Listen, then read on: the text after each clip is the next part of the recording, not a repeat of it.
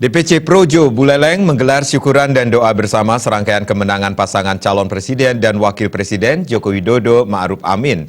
Kegiatan yang dibalut dalam kebersamaan itu diikuti oleh ratusan simpatisan Projo Buleleng. Kemenangan mutlak paslon nomor urut 01 Joko Widodo Ma'ruf Amin di Provinsi Bali, khususnya di Kabupaten Buleleng, memang menjadi catatan penting bagi DPC Projo Buleleng. Kabupaten Buleleng mampu menyumbangkan suara tertinggi mencapai 383.571 suara dari 2.351.057 suara di seluruh Bali. Acara yang dihadiri tokoh-tokoh masyarakat dan ratusan anggota Projo ini juga menghadirkan Bondres Rarekual dan deretan artis Buleleng untuk menghibur dan membakar semangat kader-kader Projo Buleleng.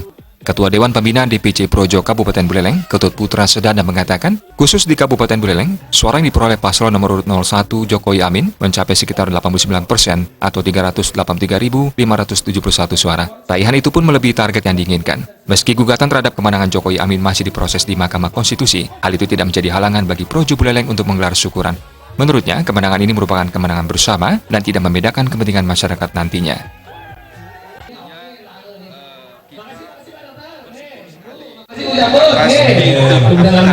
Oleh pihak KPU, walaupun kita tahu bersama saat ini masih sedang ada perselisihan di MK dan kita memiliki keyakinan bahwa akan ditetapkannya Jokowi Ma'ruf Amin untuk sebagai presiden dan wakil presiden periode 2019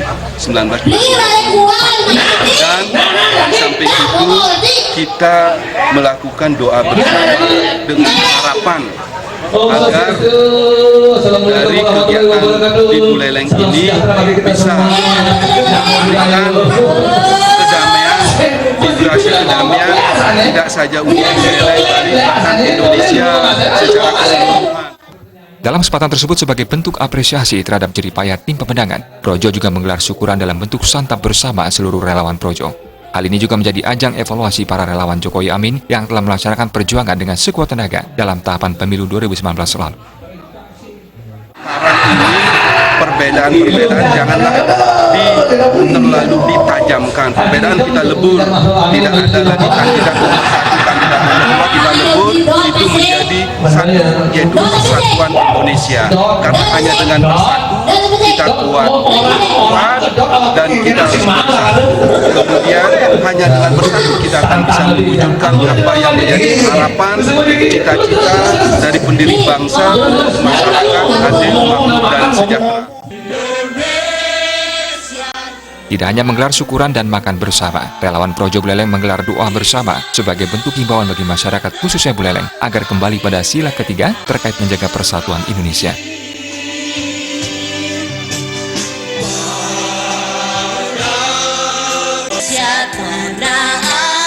Komang Yuda